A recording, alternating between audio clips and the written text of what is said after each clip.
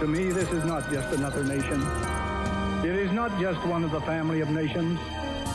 This is a nation with a great mission to perform for the benefit of liberty-loving people everywhere. That we shall be as a city upon a hill. These are the times that try men's souls. The summer soldier and the sunshine patriot will, in this crisis, shrink from the service of his country. You've come to fight as free men. Free men you are. What will you do without freedom? Proclaim liberty throughout all the land. In one voice, we will not go quietly into the night. We will not vanish without a fight. You gotta fight for your right. Can you dig it?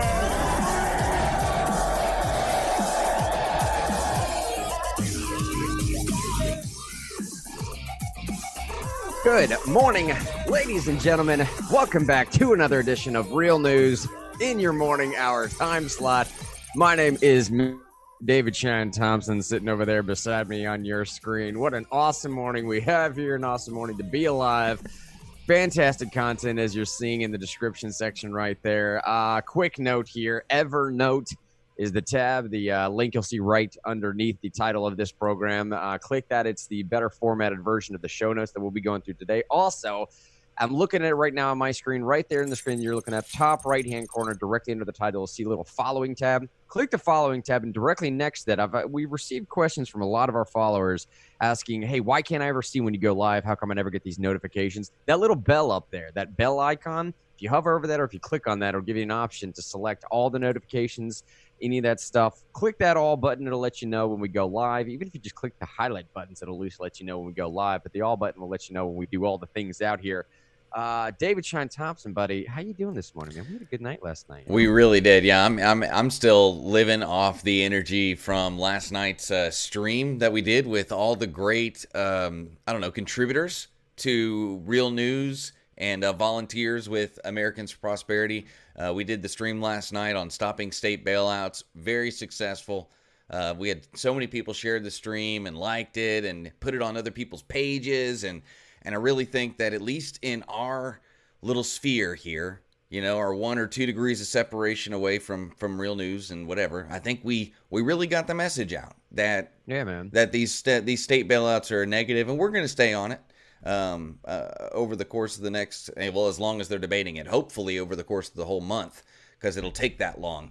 That'd be great if it takes that long, because that means there's real debate happening. But a great time last night, and a big thanks to all of our guests who participated with us last night. We had 6 guests on the show. Yeah, man. And we did it in an hour. I was proud of us. Yeah. We kept a schedule and everything. It was so good. You did a great job, too. Awesome. And we should all thank Mr. Henry for anchoring that last night. He did so good. Dude, our guest just knocked that out of the park too, man. And the tech back inside there, man, of the seamless transitions and stuff going on behind the scenes. I wish there could be a portion of the show so we could just show everybody what Sean is doing on the back end of what it looks like on the Zoom screen. Because I can see that stuff. Y'all are unfortunately not able to see that. I can see everything that's going on. He's acting like it's cool. You wouldn't care if you saw it. It's not that cool. I think they would care. You think they would care? All right, well, maybe I'll do a stream where I'm like, this is how we do it. You know, I'll do one of those streams sometimes. But what's on tap today, buddy? Yeah, man, there's a new petition up in the top of the screen, by the way, if you want to help us with the reject bailout movement. This new petition goes directly to targeted legislators. All right, so there's been specific legislators that the company is looking at that are saying, like, hey, we could really use your support on this particular issue. So shifting strategies a little bit there to look at particular legislators going, sign that letter will now go directly to those particular legislators. On tap today, though, as you'll see in the headline there, Facebook, man, names 20 new people. They're all new, just 20 people in general to what they're calling their Supreme Court or Content Moderation Supreme Court. Grant, let me just stop right there because I saw that in the show notes. I didn't get a chance to talk to you before the show, and now is as good a time as ever. What do you think about some private company creating an institution and calling it a court? Man, why not call it a committee or review board? I mean, don't you feel like that's a little bit like, I don't know, I can't think of the right word, either appropriation or fraud. Like a court is a specific thing. You can't have like a fake court, right? No, I mean, and honestly, man, like that was my absolute initial take from this. That's exactly where I went with the thing too. my problem with it was when you have about Facebook talking about, deciding, and they call it their Supreme Court. And look, man, now's as good as time as any to get into this conversation. Let us know how you feel in Facebook section. We'll do the greatest audience in the nation appreciation segment here in Facebook just needs a copyright strike from the Supreme Court of the United States. That's what needs to happen. But I mean, I'm telling you, man, like when they call it a Supreme Court for moderating content, I'm not exaggerating. They're putting actual Supreme Court potential nominees on this court selection. That is what they're doing. Not like past Supreme Court people, but people who might be on the Supreme Court one day. Yes. That's like weird. Potential picks for the legitimate United States of the Supreme Court. They're putting it on. So when you let's just go ahead and start the fascist utopia. Let's just go ahead and blend the judicial system and the private tech industry. Let's just go ahead and do that. It's been really fine in every other industry, like military production, healthcare. It's been fine when we've just mixed the government and private sector. Golly, Grant, this is frightening. Dude, it really is, man. And that's my biggest problem with this thing is I mean, like David and I, we started Real News about 2 or 3 years ago when we were doing this on the AM/FM side back in Knoxville. I had a problem with some of these stories primarily because at that time, and even now, the court of public opinion meant almost more than the actual courts of law did. And I would venture to say that that's probably still what's going on currently. I mean, look at the current Joe Biden situation. I would venture to say it really doesn't matter all that much if that guy was ever proven to be guilty of anything, nor Donald Trump for that matter. The court of public opinion what's going to drive. And when it comes to application of the First Amendment, exceptions to or violations of, it doesn't matter. What is inherent in that is that there's a government entity at play. There's a government actor, meaning the government of the United States or some state government or local municipalities, the one that has to be restricting your speech. Well, none of that matters anymore. The actual First Amendment doesn't necessarily matter if 2.6 billion people are out here on this Facebook community, and Facebook is the one that's now determining what is and is not deemed as free speech. Oh, by the way, there's a couple hundred countries that are probably on this site as well. So which country? That's the inevitable question, Sean. And that's the problem that I have with something like this, is when Facebook comes out here and says, hey, we're going to look at the headline. It's in the show notes. I'll pull it up in just a second. It's from NBC. Here's the exact quote. Facebook names 20 people to its, quote, Supreme Court for content moderation. And they go on to tell you who these 20 people are. 3 of them are people that have actually been tapped to sit on the United States Supreme Court. These are their names. Pamela Karlan, a Stanford law professor who is a favorite of liberals. McConnell, who's also a Stanford law professor and a conservative former judge appointee from President George W. Bush. Some of these folks might actually be sitting on the actual Supreme Court. It's not just the judicial system and tech. It's also the academic institutions, the judicial system and tech. Just listening to the academic institutions those people come from, it seems like there's a particular kind of person, so to speak, that they want on this board.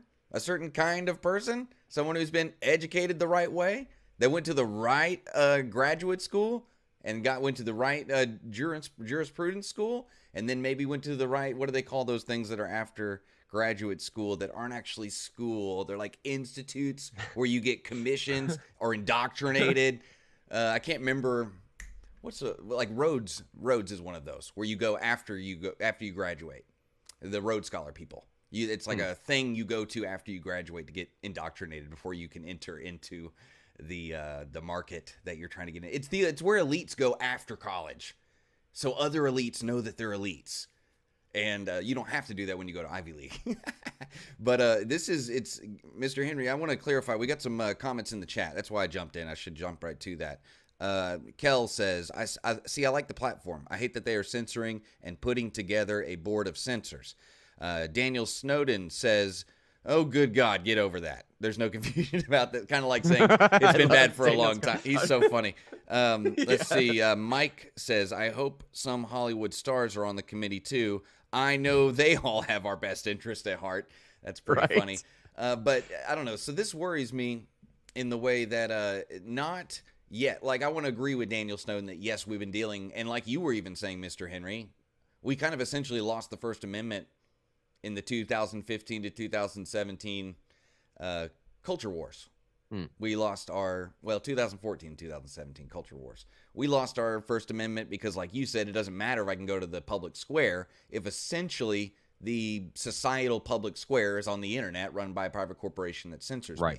Right. So we have been dealing with this for a long time. What I worry about is when people put government institution titles in their titles so that it reminds them or plays the psychological game that we are government.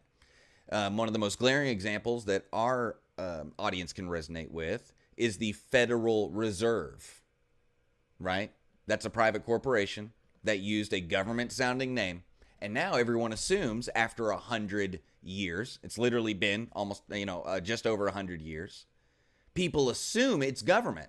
So what are people going to assume about the Facebook Supreme Court in 100 years? That it's government. And I know that sounds crazy, but that's the way things go. It's the way they have gone, and that's why I'm worried. I know the censorship's not new, but Facebook claiming, even tongue-in-cheekly or by implicitly, not explicitly, that they have the force of power that comes from the collective sovereign citizens of the United States, that worries me. That worries me quite a bit. Even if it's just admitting something that's already true, right? Because it maybe kind of is true. Look, I know we have some people watching in here that are operating in the legal world, right? That actually do that as a profession. And I know that because I just saw them jump in. And I also know that because some of them are on this program from time to time, Daniel Herrera in particular, right? And I know when they read a story like this, they might think to themselves like, well, look, I mean, like the courts of law in America, those are the ones that are always actually going to have the final word as to what is and is not the First Amendment. True, valid. As far as, legal context and legal precedent is concerned. But my take on this is exactly what you just said, Shine. And where, I would lend, some pushback and some play devil's advocate to Daniel Snowden's comment a second ago. I know he just likes to throw cynicism out there for the sake of being cynical, which is fine. I love but think about it this way. Yeah, you do. But think about it this way. It's exactly what you just said. Does it necessarily matter what the courts of America say, the courts of law in America say, if we are self-censoring? Do you get what I'm saying? The practical effect is what I'm talking about here. It doesn't necessarily matter what the First Amendment means or doesn't mean as far as the Supreme Court has said or how it should actually be interpreted in a legal context. If we're going to Facebook every single time, and if I can't post anything on Facebook because this court has told me that it's not acceptable under free speech, that is going to be the generally accepted consensus of what is and is not free speech in this country. And that's how people will operate. That's how they will live their lives. That's what I'm talking about. The greater impact on how people view the First Amendment arguably might come through something like this. I know that's a very dire thing to say about the stance of law in America and the stance of our courts in America. But let's be frank, y'all, like nobody's tuning in to oye.org to check out the most recent oral argument in the Supreme Court. It's just not that hip. It's not the cool. Like nobody cares, man. Nobody cares. They might care if it's like a super salacious headline, like Roe v. Wade was overturned because Kavanaugh did something strange. I don't know, man. Like maybe they'll be concerned about that, but they're not tuning in to like it's dry material. It's super dry material. But this stuff, people get into this stuff because it matters. It hits them directly at home. And the inevitable question then ends up becoming, all right, so not everyone, statistically speaking, the majority of Americans that are polled, go check Gallup or anybody else that you want to. Statistically speaking, the majority of Americans that are polled, unfortunately, think that hate speech should be criminalized. Now, the majority could be anything from 50% or above, but last time I checked, at least with millennials, it was like 68%. Now, that 68% almost disappears when you ask them the follow-up question: who should define hate speech then? Do you get what I'm saying? Like it's totally fine if hate speech in California That's everyone's answer. Yeah, you should. Yeah, everyone's answer is I should. Yeah. I'm the enlightened one. I am the blessed. I am the knower of truth, the bringer of the light. I should be the censor. I'm the one, to quote Apple CEO Tim Cook, I'm the one who should be the curator of the internet. I'm the one who can turn all of your garbage into beautiful charcuterie, which, by the way, if you don't know, that's fancy cut up meats, which Tim Cook probably really loves because he's a super elite like that. But there's a couple points I wanted to bring up based on what you just said, Mr. Henry. And thank you to everybody who's commenting in the chat. Just keep those coming, and we'll announce them on the show here. To me, when you're talking about a private institution acting like it has the force of law behind it, and just acting like it, pretending, right? Calling themselves the Supreme Court. Is there a lot of difference in what we talked about Monday with these business owners getting arrested and perp walked as a form of deterrence by government institutions to try to direct human behavior? Is there a difference between local municipalities doing that and what we saw with people on Facebook and YouTube and Twitter between 2015 and now, where you have these high-profile examples where people get a digital perp walk, and because they literally cannot pay enough people, and believe me, they're paying most of their employees at these big tech firms are people who censor people, are content curators. That's most of the employees. That's what most people are doing, is double-checking all the things people are posting and seeing who needs to get their post getting rid of, or if the person needs to be taken down completely, because it takes that many people. So what they do is the same thing police do, is they do a high-profile digital perp walk to deter your behavior. And what I'm saying is they're not just calling themselves the Supreme Court. They're using the same tactics as law enforcement to manipulate human behavior. And you said the Supreme Court will always be supreme over Facebook. I will challenge that right now. If I was the Supreme Court, could I really tell Facebook what to do? No. And you can't, because of U.S. law. U.S. law says that Facebook has the First Amendment. And for some reason, their First Amendment to censor you is more important than your First Amendment to post your stuff.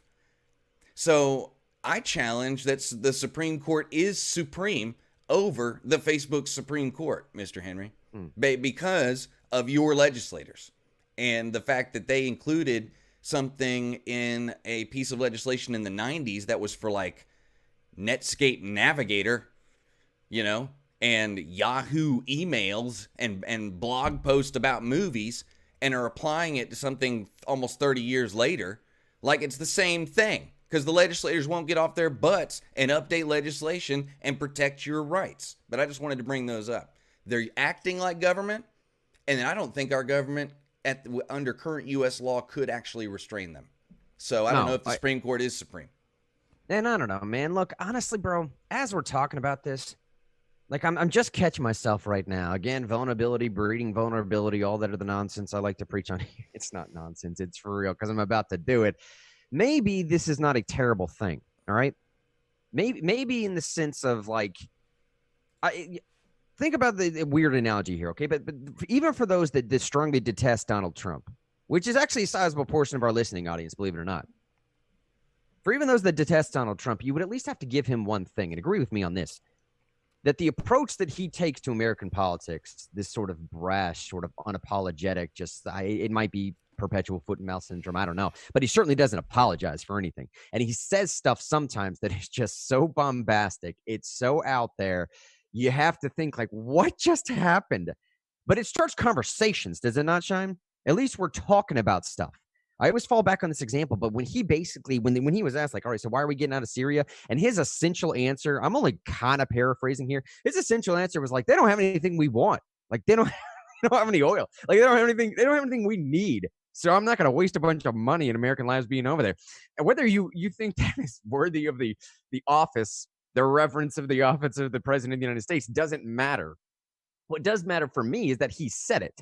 Is that the President of the United States said it, and now we're all talking about, like, seriously, dude? Are we having major world wars over here for just like trying to get some resources? I don't know, possibly, but we're talking about that now. It makes it easier to spend the money, right? Right. I mean, when you think like him, right? When you think that like we can't go in the red, or if we're going to go in the red, we're doing it as an investment for the future. That's the only thing that justifies going in the red. Nobody in business goes into the red because they're trying to be a good person. Nobody just bombs their business and spends money to not make money because they're just trying to be a good person. Nobody does that. Nobody. I mean, you don't do it. You wouldn't give your rent money to somebody and then get kicked out of your house to be a good person. And I'm not saying government should act that way, but it makes sense that he would look at it black and white like that. Well, exactly. That's why you hire advisors, though, right? At least we're talking about it, though. And it's the same thing I said when we had the abortion conversation come back up again. When New York and Virginia were considering like 40-plus weeks, a 42-week, 41-week, whatever the 40-plus week abortion level was in the third trimester. And here in the southern states, we were talking about like no allowances at all or a 5-week abortion ban. I mean, it was the virtual extremes of both sides. And initially I got frustrated with this, but then I fell back and I was like, at least we're talking about it. At least we're having a conversation that since 1972, we probably should have decided then that we should not have circumvented the legislature to get the Supreme Court to decide something for the rest of the country. We should have had the conversations we're having now a couple decades ago. So maybe, I don't know, this is for me trying to look positive, find the silver lining. Maybe I should find something with this Facebook stuff and think to myself, like, okay, hopefully, I believe in the best of people, man. I believe people are inherently intelligent, at least intelligent enough to make this type of discernment. Maybe people will look at what Facebook is doing, and if it touches home to them, maybe it grabs one of their posts or someone they know, or maybe one of the groups they're following posts something, and then that's removed. I don't know. Maybe we'll hit close enough to people start genuinely asking, like, wait a minute, dude, like, what is this censorship thing about? Because I put it this way. Again, an analogy I've relied upon in the past, but in California, they were about to pass a law, pass the House. It was stuck in the Senate. You could be fined up to $1,500 or placed in jail for a year if you misgendered, I believe is the proper terminology, a transgender individual in the medical community purposely, right? So if you went to go see a doctor in California, the person, or yeah, misgendered them. Those were the two things. If you dead named them, or whatever the heck that means, we might have to have a guest on to define those terms for us someday. Right. So that makes sense in California. That makes sense in California where a transgender individual can be so upset that they want that to be protected under their First Amendment rights. And classifying hate speech is some type of criminal violation at that point. Well, alternatively, conversely, what in the world do you think would happen in Tennessee if we started playing that same game? It's going to be illegal to blaspheme Jesus Christ. I don't want that. I would hope no Christian would want that, at least sitting in the United States. Now, I don't like it. Certainly, I'm not going to condone it or support it, but that's an absurd thing to say. As far as acceptable speech is concerned, are you kidding me? That's what I'm saying, man, is once this thing finally pushes itself to the edge of people really starting to ask that question, okay, who is actually defining this for us? And I know they got some qualified people out here. Go read the story for yourself. But at the end of all of this, man, at the end of all of this is what this really to do is meant to change and alter human behavior. I'm hoping, I love to say it this way, Sean, I'm hoping that this might actually have a bit of a turn back on Facebook. This might actually have a little bit of a backfiring mechanism to it where people will start to push back because they're going to be made aware of something far before I think Facebook wanted them to be made aware of that, right? Be made aware of, like, all right, dude, so what is actual free speech? You're just pushing a civics 101 lesson. Well, I keep coming back to, I'll come back again to our legislature in the U.S. and even in states has been lazy for a decade, at least. Like the regulations, the federal regulations involving these kind of platforms should have been updated from 1996, the Federal Communications Act of 1996. Yeah, I hear you. I mean, I'm not saying what the solution is necessarily. I'm not a committee of really smart people with lots of data in front of me, but I do know that our society has changed a lot since 1996, especially in the way we interface with platforms. We wouldn't have been able to do this show in 1996. Heck, we couldn't have done this show in 2016. I mean, a lot of the technology, like even how easy it is to stream to multiple platforms, developed early this year, late last year. That was affordable for everybody. And that's a big change. Just having like a regular person be able to have a television studio in their house, that changes society, and our legislature should have stepped up to that. And I think Facebook, and in the absence of the legislature stepping up, we have this over litigious society that is basically making law through the courts through suing people and precedent. And Facebook and Twitter, both in 2015 and 16, just to use your example, there was cases about transgender people committing suicide and then suing these platforms. And they won. So what did Twitter and Facebook do? They had to. They had to show that they were doing something to prevent harm in the future.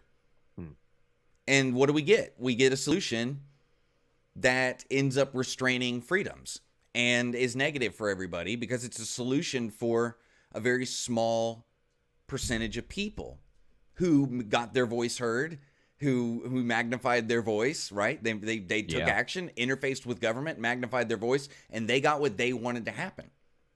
And then we had the majority of the country sit on their hands and not magnify their voice, have optimism bias, keeping things normalcy bias, and assume nothing bad would ever happen to them, and they're the ones who got restrained. And part of what our legislature should be doing is making sure that, yes, the rights of extreme minorities are not infringed upon, but also that when you're protecting that extreme minority, that doesn't infringe on the majority of people's rights. Yeah, right. And that takes work. It takes time. It takes trying things, maybe even failing at things. But I'm tired of this lack of engagement from our legislature when it involves one of our most prime rights. And that's not really a right. It's something I'm able to do, that God gave me the ability to do, to speak or express myself or to organize with other people and express a mass message. That's fundamental. All the other things, a lot of people say Second Amendment's fundamental. I know it is. It's like right there. But I think First Amendment is slightly above it, because how can you defend it? Your right to have the weapon if you can't use your mouth, if you can't associate with friends. And I really blame the legislature. I know this sounds crazy, but I don't really blame the tech companies, because they're responding to our over-litigious society, and look where they're located. Look what courts they're going to be sitting in front of when they get sued. Of course it's going to lean that way, in the absence of federal guidance and federal law saying, please protect free speech. They're going to protect everybody else and not protect free speech. I think you hit some of that right on the head when obviously you said that they're responding to things. They're responding to a litigious society. They're responding also, I think, to just, like, frankly speaking, some terrible coverage, some terrible media spin. All right, like, I'm not trying to be the fake news guy right now. This is a show entitled Real News. I'm not trying to jump on the Trump bandwagon of just, like, labeling media the enemy of the people type thing. But let's be for real, man. Like, sometimes not only do they get it wrong, but sometimes media is not just disingenuous. They are purposely misleading. Now, let me start, oddly enough, with an Axios story that came out yesterday entitled, here's the headline, Trump and some top aides question accuracy of virus death tolls. And I'll move quickly into the topic of how I'm connecting this together with the media being misleading. Here's the headline, though. Trump has complained to advisors about the way coronavirus deaths are being calculated, suggesting that the real numbers are actually lower. And a number of his senior advisors apparently share this view. Now, this is according to sources with direct knowledge. And if you don't know Axios came about just a few years back, but it seems like they have some inside track somewhere. They usually get predictions pretty accurately. And they get My it predicted theory is pretty that accurately. it was like a couple editors from, like, either big television or newspapers. Yeah. Because they do seem to get, I mean, they had an interview with the President of the United States when nobody could get one back in 2016. Yeah. And I was like, how did you even get that interview? Who are you, Axios? But they do like using that phrase, people close to the situation, people with knowledge of the situation. But I do think Trump wouldn't have come out and said that unless he could get Dr. Birx or Dr. Fauci on camera saying the same thing. Probably. Anyway, go ahead. I'm so sorry. Well, but they come on to say that a senior administrative official said that he expects the president to begin publicly questioning the death toll as it closes in on his predictions for the final death count and damages him politically. Now, the U.S. death toll surpassed 71,000 recently, with more than 1.2 million confirmed cases, according to the latest figures from CDC and others, I suppose. Trump's engagement could amplify a partisan gulf we saw last week in Axios's Ipsos coronavirus index. And that's what I want to pull up here. All right. I'll pull this up right now, show you on the screen of the polling data that they're talking about, because this lends an idea of what I was talking about going into the Facebook story, where, like, all right, some of these numbers that you're looking at right now is not necessarily, and I know this is going to sound dumb because I just jumped from being able to trust people. Some of these numbers right now is not necessarily the fault of the American people. All right. Some of this is them just sort of being rationally, not irrationally, rationally led into a great mistrust for media, a great mistrust for the way things are covered. And we said it multiple times right now on the show, man. It's a frustrating time to live in because empiricism doesn't quite mean all that much anymore. Empirical data, objective sources, source data. I mean, look at the article you're reading. The premise of the article had no source. The premise was, I'm sorry, I'm eating something, but the premise was Trump thinks this and other people think it too, and we have no source for that. According to people close to the situation, whatever that means, but that's just proving your point. The market doesn't seem to care because people still read Axios. Well, and you see right here, man, do you believe the number of Americans dying from COVID-19 is more or less or about the same? I mean, you can see the graphs laid out for as you see right now, but I mean, obviously, most Americans say that they doubt that the U.S. death count. They doubt the U.S. death count, but whether they think it's actually higher or lower depends on whether they're Democrats or Republicans, is according to this latest installment. And obviously, they go down to give you some indication as to what source you're watching leads you to think one way or another. And I'll say this, man. Like, let me just go ahead, since we're on my screen, anyways. I'll go ahead and jump over to this because everyone's covering it. And slightly because it helps prove my point right now. And it's always good to give Project Veritas some screen time. Man, way to give them an ad. Hey, these are people you should support, by the way. You can support them financially or share their videos or share their tweets. These are some of the only real journalists in media in the United States who actually do on-the-ground investigative reporting, provide sources, because the whole video is a source. This is the complete opposite of this Axios article, where they will tell you exactly where they got the info, and they'll show you who did it and get it from their own mouths. I love Project Veritas. James O'Keefe is a hero. I was going to say, man, and actually two of the folks we're featuring on Real News today, James O'Keefe and Kaylee McEnany, both Real News alum, man, both been on the program back in the day. Yes. Good stuff. Big shout out to Richard Esparza for a lot of that too, setting up some of this. All right, so back to the story at hand, all right? So, look, the idea here of being tied back into the Facebook stuff, Facebook is also responding to some of this quote-unquote alleged fake news. And that's part of the problem that I'm having now. When I look at that Axios story and it's seemingly separating between Democrats and Republicans and the independents right down the middle of the line, some, less Republicans believe that the numbers are true. More Democrats believe the numbers are true. But it's not just that. It's now separated into the fringes again. It's not just that Democrats believe that the numbers are true. Let me jump back over here one more time. It's that they believe that a lot of Democrats believe that the numbers are higher than they were actually even indicated before. Yeah, it's because they believe that Trump has an incentive to keep them lower for his reelection. That's the theory there, is that he's keeping the numbers lower so he can win reelection. So look at this, more. 63% think that it's more. I know. You get what I'm saying, bro? Well, that shows you, too, that like they're a more polarized party. Within their party, they're more polarized than the Republicans or independents. That's something you should get from that graph, and it's not the only research that's shown that. And again, I'll go to this James O'Keefe video. It's about 2 minutes long. If you haven't seen it already, I'm sure most of the Real News audience has. Just let it play out for itself. I'll give you CBS News' response here, and just understand where I'm coming from when a little bit of this. Okay, Facebook is responding to what is allegedly fake news. I'm out there questioning, like, all right, so what is fake news, though, bro? Seriously, listen to this. Hold on, I don't think they can hear that. Sorry, man, that's my fault. Let me reshare this. Oh, no problem, man. Hey, and just make sure too, Mr. Henry, that the volume is like at 70%, and we should be good. Here you go.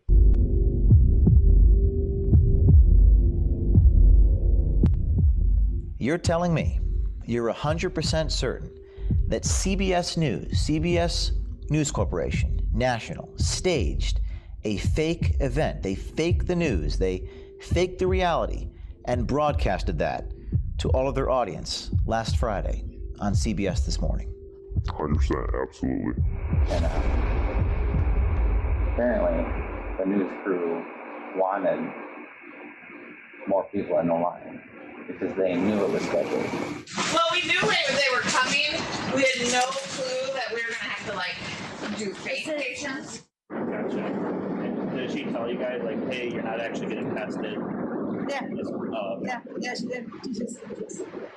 Well, just to make it look busy for the news because they were right there. That's crazy. Well, I didn't see you guys do the swab at all. I just saw you talking with them. And then I was talking with the other girl.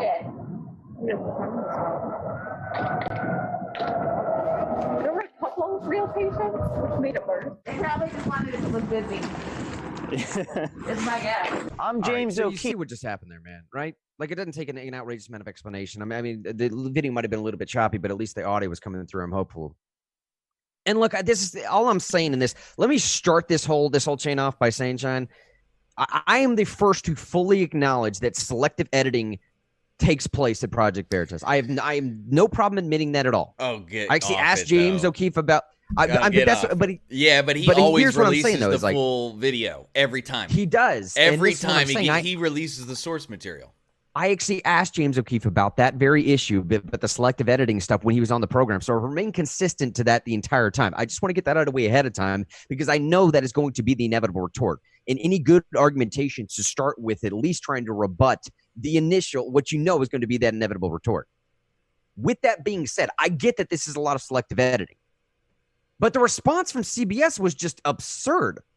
The response from CBS, I have it right here. CBS has removed a portion of the CBS This Morning segment on coronavirus testing that featured a Michigan hospital, but the network denies claims made in a new Project Veritas video that CBS News was behind any effort to stalk a line of cars, which is exactly what you saw happening right there. What they were describing was getting medical people to go sit in their personal cars while at least a few real people were trying to get tested.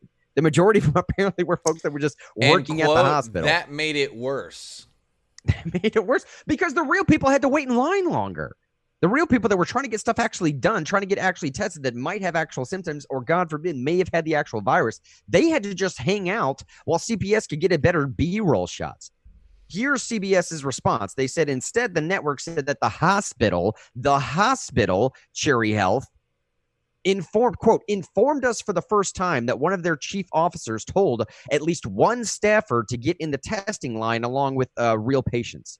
So first of all, CBS's response to this, in spite of the fact that I just acknowledged selective editing might be going on, CBS's response to this thing is, well, look, I don't know. Yeah, I'll give it to you that maybe one fake person was in line, but I'm just going to go ahead and throw the entire hospital under the bus while I'm at it. It's not our fault. We didn't necessarily ask him to do that. We don't have any say as to whether or not the hospital staff just goes and waits in line. Our network. We are actually the only ones responsible. We're the ones who have a license with the FCC. We're the ones who when we got our news license back in the early 1900s, we promised to. I know a lot about FCC license. They make promises in those to do the public good.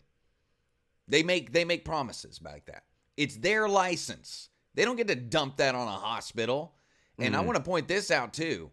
There are many, many, many, many, many people, thousands, maybe tens of thousands, who have been deplatformed for the same kind of thing, of setting up a false situation, claiming that it was news in order to get views or listens or clicks, whatever CBS's rationale was there. Whatever their rationale was, there have been people who've been deplatformed for this, and will be in the future.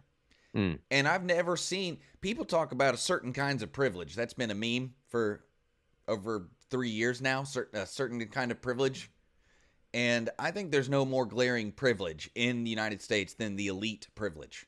If you are part of the elite system, you get to do anything you want. While everyone else, if they did the same thing, would be cut off from society. You'd be deplatformed for it. And I know that maybe I'm being a little hyperbolic. I'm just sick and tired of it. There's regular people who've done stuff more benign than this and been deplatformed. Right. And the fact that they would try to offload the blame, and I really think they're offloading the blame because their FCC license, because that really exposes them to some federal stuff. If people actually made some complaints to the FCC, that's probably why they took it down. Because the FCC doesn't screw around. Especially in this, we just had a bunch of new legislation about fake news and the authority, whatever. Over the past couple of years, it's at least a thing in the bureaucracy. I don't know if it's a thing in law. I don't know if they actually wrote law. But there's definitely stuff in the bureaucracy of the federal government about big networks or big platforms putting out the wrong information. And I bet a lot of it has to do with the FCC. I don't know. My thing is that they pulled the segment. That's admitting fault. And they could have admitted fault and said, you know what, they could have blamed it on a producer in their own company. They could have blamed it on a personality. They could have thrown one of their own under the bus. Right, thrown one of their own under the bus and either said they're suspended or fired or whatever. They could have not done that. They could have just said this one producer did it. Action is being taken. 2 sentences. But the fact that they threw that hospital under the bus is, let's call it deplorable. No, let's call it deplorable.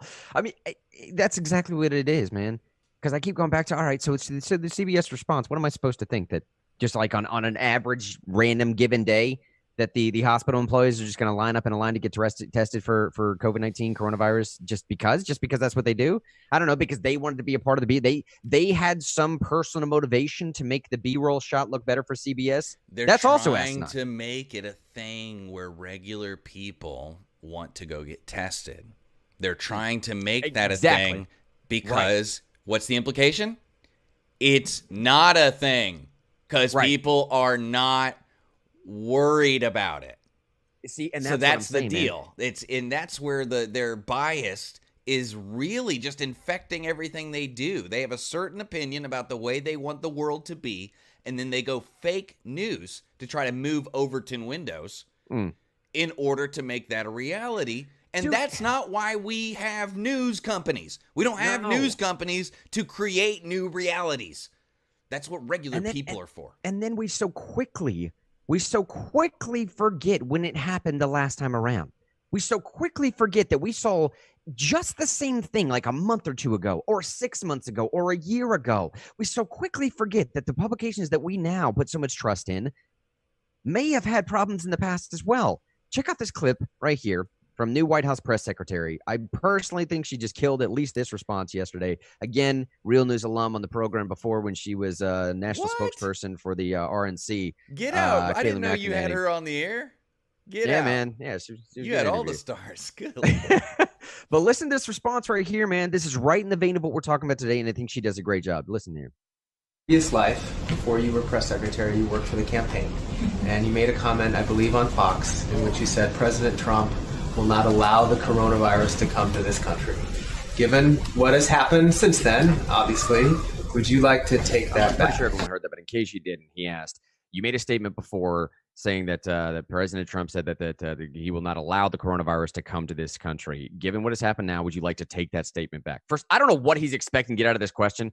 I mean, honestly, what would you hope would be the response? Yes, you're right. I'm sorry. Whatever. Listen to your response. She should have responded with, I hope you get coronavirus. That's what she should have responded with. Well, because he's being a butthole. You know? I mean, like he's being, I'm trying not to use a bad word, but insert bad word here. He's being a donkey. A donkey hole. That's what he's doing. And I would have responded with, I don't have to answer those stupid questions, you moron. Next. You know? Yeah. But that's why I'm not White House press secretary.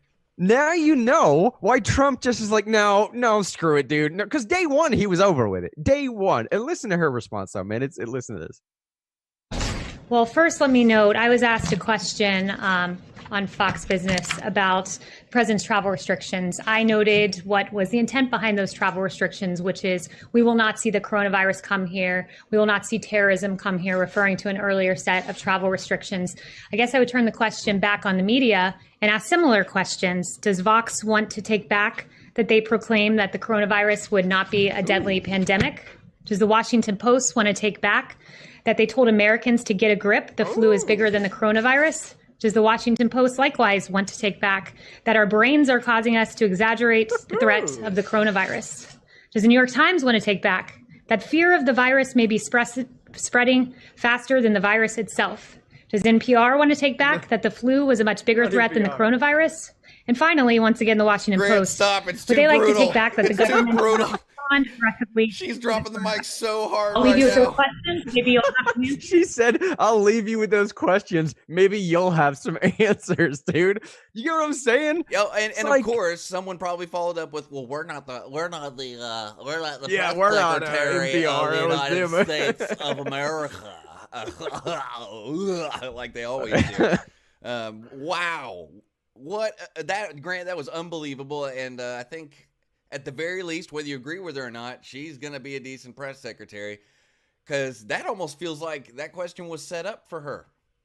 Like that guy was in on it. It does, right? It was such a massive swing back, dude. It was a grand slam putback. Like you're pitching I got this 97 mile per hour fastball. I'm gonna swing. I'm right down center play. Oh, are you? Yeah, grand slam. It was a setup. It felt like, because it was such a good response. Almost. I hear what you're saying. Yeah, I mean, almost too good. It was almost too good. It was almost too good. But I'll suspend disbelief and pretend like that was completely organic. I'll do that. But either way, it's a fair point, right? It's but it also is a fair point from the media. I mean, I hate being like, I don't like the way they say it, but it is fair for the media to say, hey, you said this before. You were wrong. Have you learned anything? That would be a nicer way to do it. Have you learned anything that you'd like to share with the American people? Because you were wrong. You were wrong. And so, like, if you learn anything, would you like to restate that in a different way? That would be a fair question that I think that our government should answer those kinds of questions. You were wrong. No, I totally agree. But I totally agree. And I also don't like the idea of the press secretary maybe setting up questions. I don't like that idea either. I know, because it honestly did. It felt way too good for it to be an organic question. She may just be but really good at her job. She may be, and she might have just had the stats there. She may have some really great people who work around her because there have been some gotcha questions. You kind of just got to prepare for gotcha questions because they're about half the question and answer. I'm sorry, I'm getting off on all these weird kind of media critique tangents. Why you said you were going to relate that back to other stuff, and I've kind of interrupted you. And man, honestly, it may just be. It sounded so good that it sounded like a plant. It looked like a plant, or honestly, bro, it may just be that that's how predictable the media has become.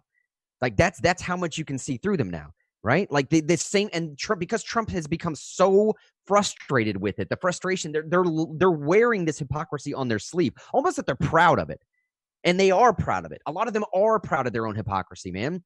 And on both sides here. I'm not just listen to him talk about Joe Biden. Exactly. Like that tweet you showed on the show the other day where they're like, I believe they basically said, I believe you to Tara Reid in their tweet. Miss Bloom. It was the tweet from Bloom. She said, I believe you, Tara Reid, but I'm still going to vote for Joe Biden. They brag about their inconsistency. They brag about that stuff. They put it out there. So maybe it's just that the media has become so predictable in their own hypocrisy. And what you just said a second ago, that's a valid question to ask. If that same publication were going to ask the same question of everybody in leadership, of everybody in the country, if the question was something like this, Ms. Press Secretary, let me ask, okay, so that the president's administration, you all said that we weren't going to have a problem with this coming in. Now, at the same time, Nancy Pelosi and other leadership, it seems like all leadership at this point has said that we really haven't had a problem. Well, how do you think we should walk that back? And going forward, if we do reintroduce this again, if it does become reintroduced in the fall, how does leadership take a cue from the lessons learned of the past? That would have been a decent question. I would have responded to that one. Okay, fair question. We all got it wrong. What are we going to do so we all don't get it wrong again? That wasn't the question, though, was it? Yes, and if you notice, she kind of answered that question. When I was speaking to that, I was speaking to the intent of the policy. The intent. I was expressing the intent. That's a good answer. The intent of the policy, which is that's what we wanted the intention to be. The intention of the policy back in January or February, whenever, I think it was late January or early February, the travel restrictions. The intent should have been keep the coronavirus out of the United States. Yes. That should have been the intention. That's what you wanted people to think. This is where I go back to this poll that we're looking at right now that ties all the way back into the Facebook story that we started this whole thing with, y'all.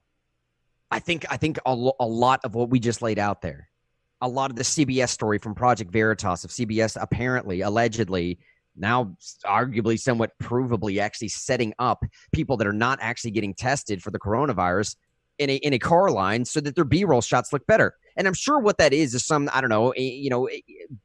amateur producer or some person that's low level in the company thinking, I can't walk back in to my supervisors and giving them a role with a single car sitting in there. They're not going to put that on the screen. I will basically have gone out to do a remote shot and I will come back with nothing at all. I cannot justify that to my superiors. I'm not arguing. I'm not even trying to justify that response. I'm not even rationalizing that response. I'm just saying that's probably the thought line that went through their head. But in so doing, they add their own 2 cents to this terrible narrative that has become you can't trust anything that's coming out of the media. And I don't even know who you go to trust anymore.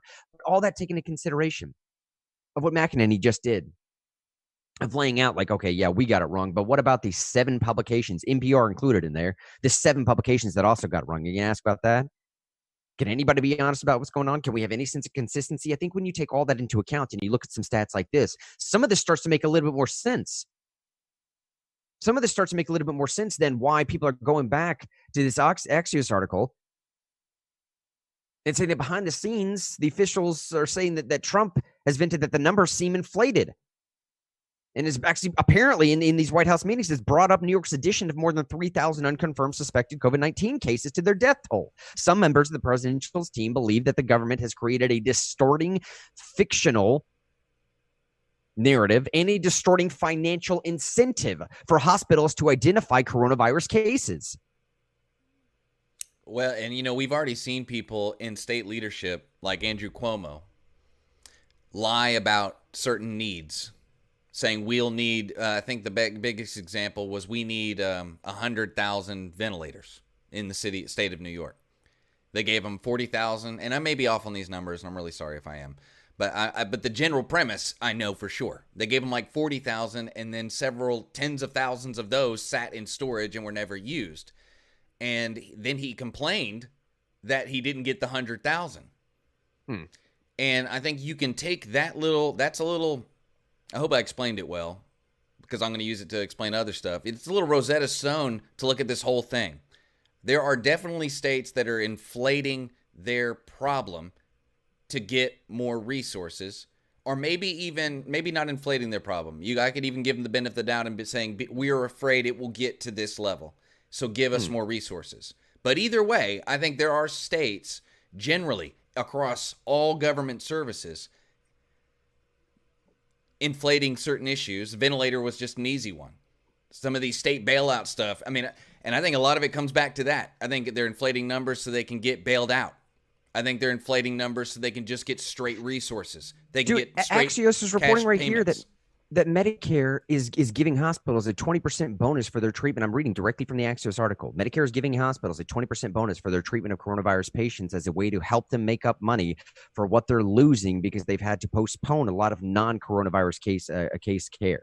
Even factually speaking, there's a very real financial incentive for hospitals to mark something down. Now, again, intentional misdiagnosing patients with coronavirus, that would be categorical fraud across the board. And so far, no one in the administration, Trump's administration or otherwise, state administrations anywhere, has actually levied public accusations that there is fraud going on. But this is what I'm saying. Take the totality of the circumstances into account, if you will. Take everything that we've covered today. The James O'Keefe story of CBS setting up stuff, the Callie McEnany going through the number of cases that they're not reporting on now. Everybody's inconsistency on this. Everybody getting it wrong. And now you start to see some of this stuff creeping in where people are starting to say, like, look, man, I'm not necessarily asserting that there's fraud in there. But if you're giving someone a financial incentive to do something and you're shutting the rest of the portion of the hospital down, it's at least reasonable to have that conversation. And if it's reasonable to have that conversation, it also makes some of those statistics we looked at a second ago reasonable to think that a sizable portion of this country does not believe the statistics that they're being given. And then you couple all that, Shine, with what is the world standard supposed to be on these stats, the CDC and the WHO. Dude, what do we know about the WHO now, bro? It's like you can't trust a single thing that entire organization has done from the beginning, from day one of this. And day one arguably was like October or something of last year. Who knows? That is just a pure speculation on my behalf. Let me say that now. But who knows when day one actually was? Who knows when the WHO actually got advice or a knowledge of this coming out of Wuhan or wherever it came out of? I don't know. But that's what I'm saying, dude. From the very beginning, it seems like this whole thing's not just been a massive cover-up. It's a massive misleading. So you can't really blame the American populace when something comes up like this, man. I'm saying, and I'll say this again, there was someone who ran for president in 2012 who said the biggest deficit we had in the United States was not a financial one. It was a trust one. In 2012. In 2012, I always forget his name. Former ambassador to China, has a really beautiful daughter who's on Fox News and MSNBC sometimes. John Huntsman? There we go. John Huntsman. He said, and I thought it was the most profound thing said in the entire election cycle by any candidate, including the one who won. Or but even including the Republican nominee and the Democratic nominee and all the nominees. But we do have a trust deficit, and it is only compounded and doubled and tripled and quadrupled since 2012. Yeah, man. And it's only getting worse. And the fact that hasn't specifically played into the danger of this situation is incredible. It actually speaks a lot to how much people trust their local governments, because people don't trust the federal government. They just don't. I mean, go look at the approval numbers for Congress. People don't believe them, and only certain people believe the president. And then a whole bunch of people, no matter what, assume that he's lying all the time.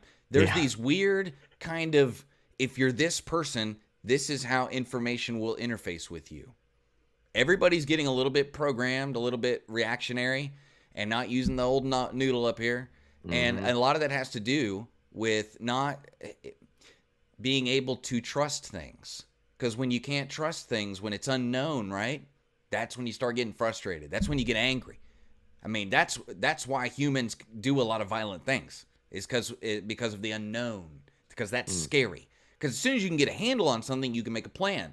And when you make a plan and you're working it out, your brain actually releases drugs that make you feel better. But when your brain can't figure it out and says we are in danger and we don't know how to figure it out, that's when you start producing that fight or flight chemical.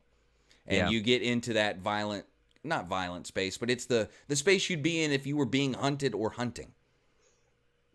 So anyway, I just wanted to throw that out there, you know. And why push people to that level? I mean, at least during something like this. I mean, to sell ads, to remain relevant, to not fail as a business. I don't know, dude. I don't know.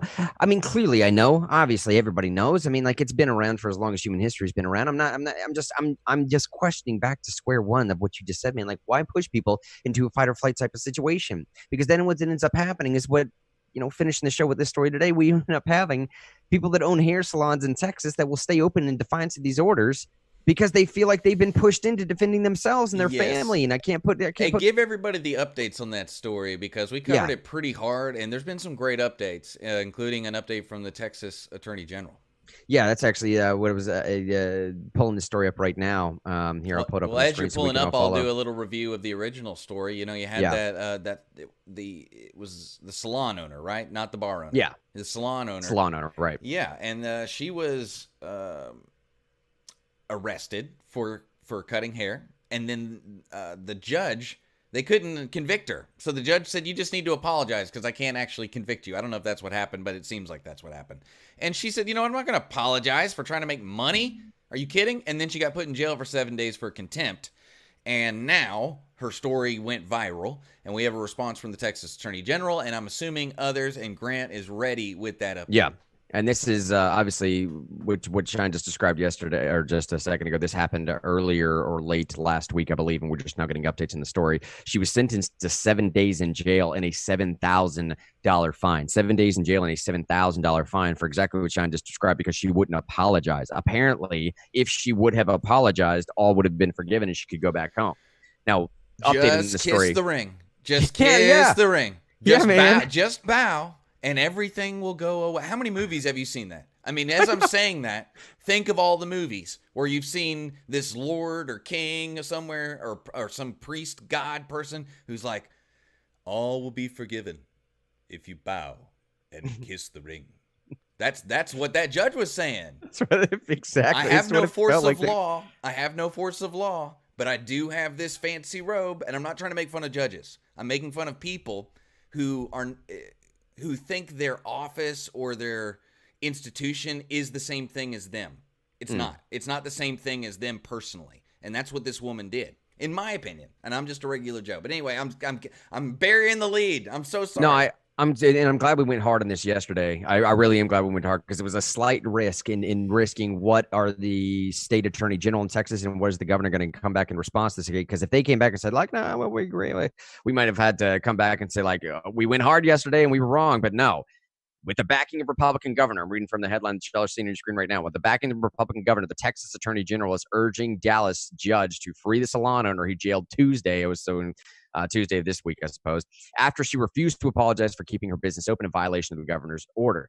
The Office of Attorney General actually penned a letter that he's described abuse when he says that she was unjustly jailed. In a tweet, Paxton, this guy Ken Paxton's his name, said that she should immediately be released from jail. Quote, locking her up is misguided abuse of power, especially considering Dallas County released real criminals to protect them from COVID-19. In his letter, Paxton said that as a small business owner, quote, as a small business owner, she wanted to help her employees feed their children. Needless to say, these are laudable goals that warranted the exercise of enforcement discretion.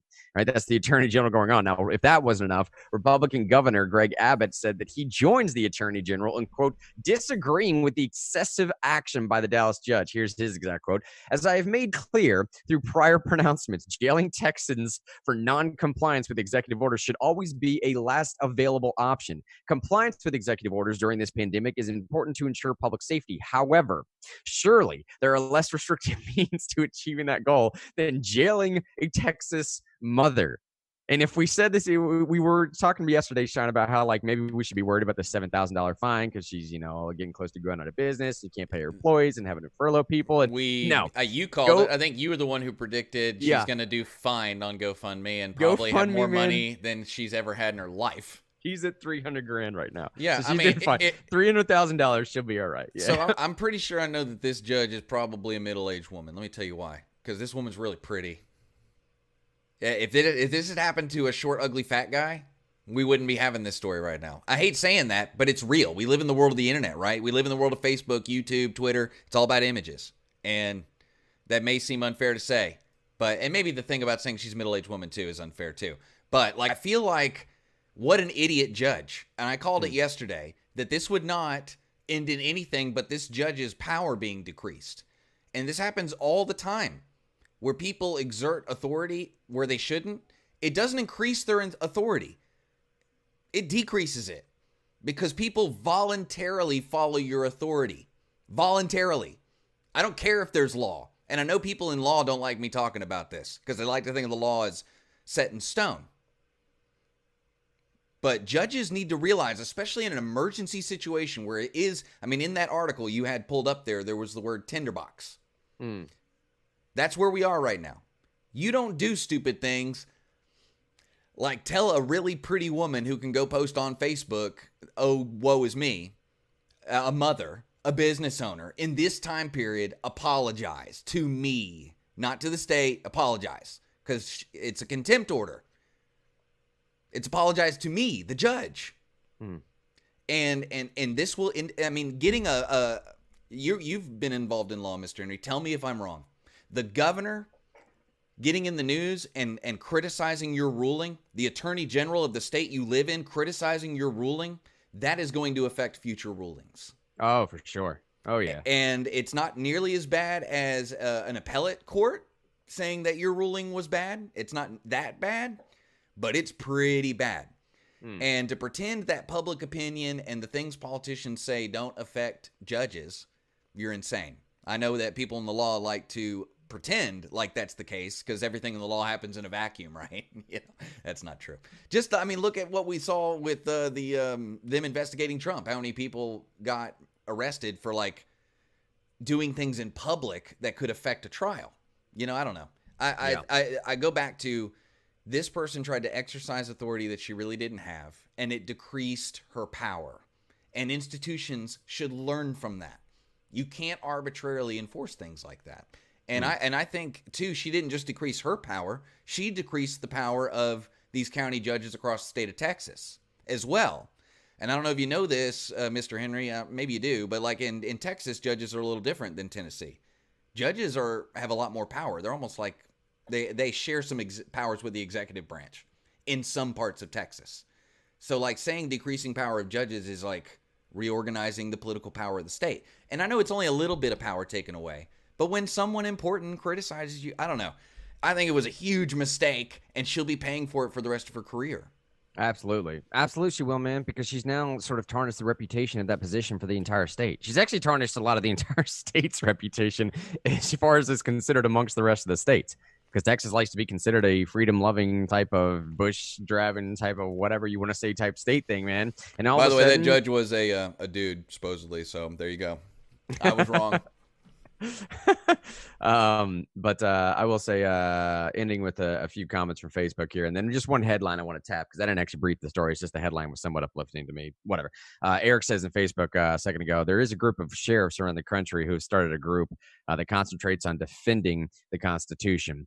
One of them was a recent, one of them was on a recent Tom Woods episode. Very cool. Talking about what these judges can and can't do right now, what citizens can do to arm themselves against the tyranny. It's interesting to listen to. I'm going to have to give that a listen for sure. Jonathan actually said on Facebook a second ago, I love that AG response. Yeah, man, that AG's response was right on. And here's the headline I want to end with today. Look, I don't know how accurate this individual is. If previous predictions or any indication of the probability of getting future predictions correct, then hopefully we can rest on this. But economic experts from Duke University, he's had perfect prediction record in calling previous recessions over the last several decades or whatever. He's betting that this particular recession will be over by the end of 2020. Now, he's not talking about a full-on V-shaped return, like we had a V-shaped decline. He's talking about like a narrow U, if you will. But that's also, I suppose, because of the phased reopening of the economy. So, I don't know, man. There you go. This era will be defined by people describing our economic as letters. Yeah. I really feel like it's Sesame Street every time I hear people talking about a V-shaped recovery. This letter is you economy. Today's brought to you by the letter W. Yeah, because we're gonna have a W-shaped downtrend. Right? It's like, who was the person with the doctorate in economics that says, I know how we can make the regular stupid public understand. We'll use letters like Sesame Street. It looks like a V, right? Just call it a V trend. They'll be cool. Whenever they do that, I feel like I don't know, not you obviously, but when I see that, is that weird that I feel like condescended every time I hear people describe these things as a letter? I think it's really funny and weird or whatever, but we're not going to have a V. It's going to be more like a W or maybe a Q. Maybe a Q-shaped recovery. I would like to see a Q recovery. Like, what is the tail on the Q? It's like, good, terrible, good, now awful. Just awful. That's where the murder hornets come. This is probably a come. terrible joke, but that's that little line, that's where all the multiple arrests are. You know, that's honestly, the tail on the Q is the murder hornets coming in. Yeah, that's exactly apparently right. the new thing we need to be scared about it. Grant, we're just too silly today. I think that we had too much fun last night. We did. Man, we've been working hard this week, bro. Oh man. All right, we're gonna probably end it today. Shine's pulling up the outro music here. We do have a show tomorrow coming back doing it big as well. Make sure to go to the top of the description of this program. The thing you see directly under the title of the show there is the reject bailouts letter. This goes directly to the legislator. Help us out with that. If you believe in the cause, definitely sign up for sure. But also do Shine and I a favor here, man. Help us out by pushing that. It's this thing that we strongly believe in. If you trust us enough to say that this is going to be a terrible, terrible decision for the country if we just shackle future generations with the financial burden of our past. Just don't do that anymore. It's the worst thing they're proposing in the new CARES Act, too, is the tens of billions or maybe hundreds of billions bailing out states and municipal governments. Please help us stop it. Check at the bottom of the show notes today. Last thing I put in there, it has a full breakdown of the things they're considering. Let me stress that strongly. Considering in the CARES Act 2.0. And last thing there, click that bell at the top right of your screen there. If you're watching this right now, it's the notification bell. Click it to all or at least highlights. You'll see when we go live every single morning. But all right, y'all, signing off this morning. Love y'all. My name is Mr. Henry. David Shine Thompson over there. See you tomorrow.